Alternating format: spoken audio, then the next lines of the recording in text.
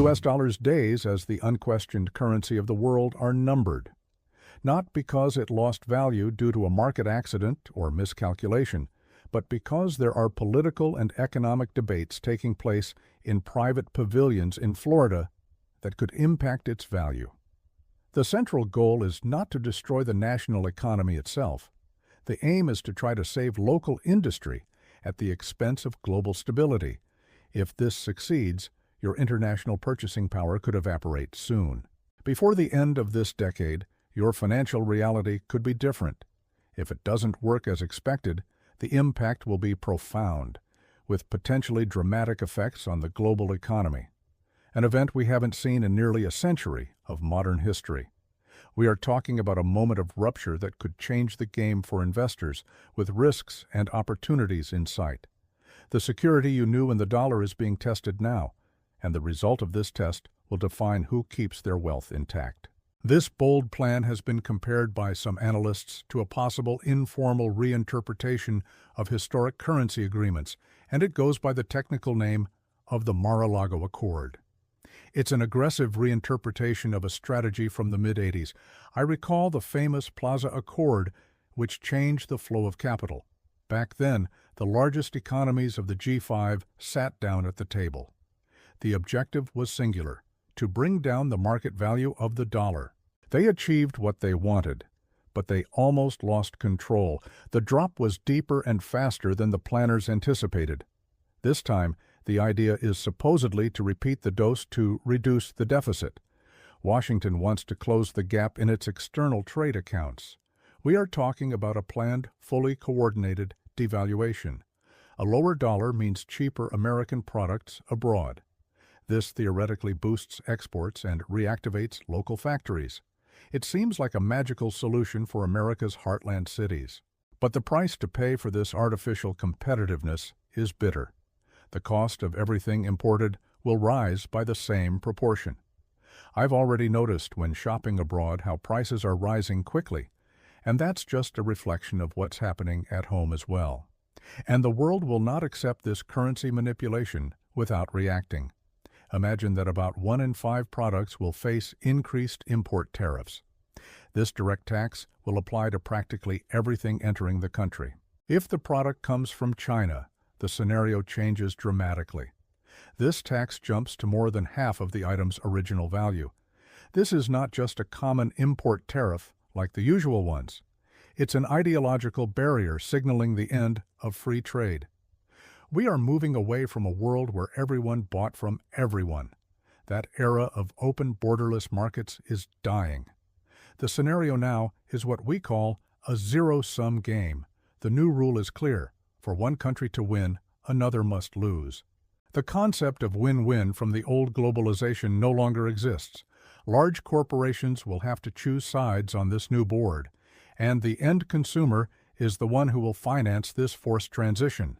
Every cent of tax will be passed on to the price on the shelves. The inflation we know may be just the beginning of the problem. The practical consequences are already appearing in current official reports. BLS data revised showed significantly lower job creation than initially reported. They admitted errors and confirmed that growth was paltry. There was less than a 1% real increase in the supply of jobs. While employment stagnates, the cost of living rises nonstop. Housing costs have reached levels many call catastrophic.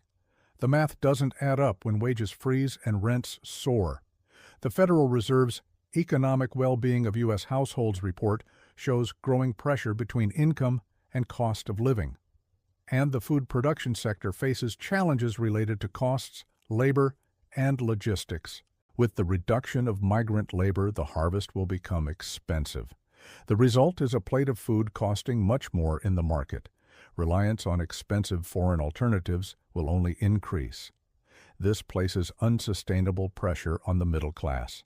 Like many, I grew up believing the American dream was accessible to everyone, but today I see people close to me dealing with the overwhelming pressure of costs.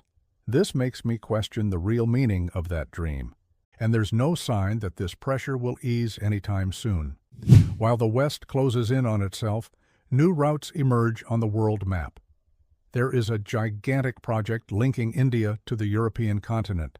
It's called the IMEC corridor, the new artery of global trade, a network of ports, trains, and fiber optic cables connecting nations. The IMEC corridor was described by Reuters at the G20 as a strategic alternative to traditional trade routes. This project has financial backing from market giants. The project involves governments and large institutional investors, although details of participation vary by source. It's an attempt to create a logistics network that bypasses China, a trade triangle attempting to rebalance power in the East. Washington knows it needs this connection to avoid being isolated. Control of sea routes is now competing for space with railways. Energy and data will pass through paths that the U.S. controls. But building this infrastructure takes time and costs billions. The question is whether this corridor will be completed before the crisis hits. India becomes the new central pivot of this defensive strategy. Herein lies the breaking point that keeps the major powers up at night. The IMF's World Economic Outlook report warns of rising global macroeconomic risks. Soaring public debt combined with war is explosive. The Department of Defense is already moving pieces in the Pacific Ocean. They are preparing for a scenario of real conflict in Asian waters. And the technical forecast for the American economy is grim.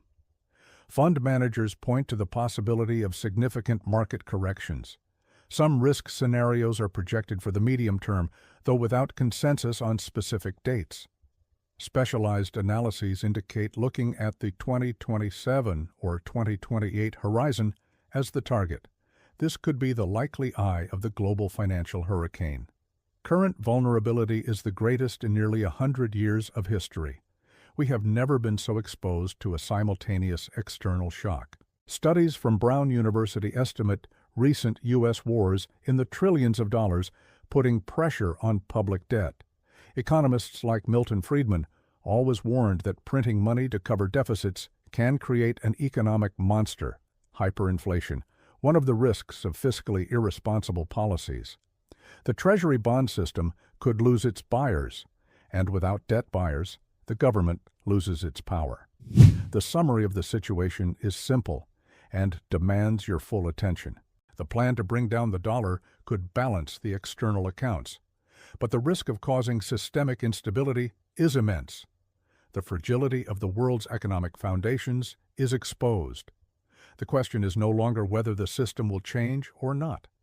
The system has already changed and the pieces are in full motion.